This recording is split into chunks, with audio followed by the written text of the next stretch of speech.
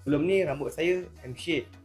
So bila M shape ni, kita style nak sikat rambut tu kita tak rasa happy lah. Sebab kita sikat ke mana-mana pun dia tetap tak syok. Maksudnya kita tak rasa best. So selama saya buat tanam rambut ni, so dah selepas 6 bulan ni, so saya nampak gambaran rambut saya tumbuh dengan betul-betul lebat lah. So saya rasa happy. Bila saya sikat rambut pun saya rasa senang. Saya boleh buat style macam-macam style saya boleh buat. So isteri saya pun tengok pun dia rasa happy lah. Sebab dia rasa sebelum ni dia tengok saya M shape, dia nampak macam orang yang umur 40-an. So bila dah ada rambut ni, dia nampak macam saya nampak lebih muda lah, lebih awet lah. So harap-harap rambut saya lagi tambah lebat lah, lebih lambat. So saya senang nanti saya nak sikat apa yang saya nak gaya macam mana, saya rasa senang.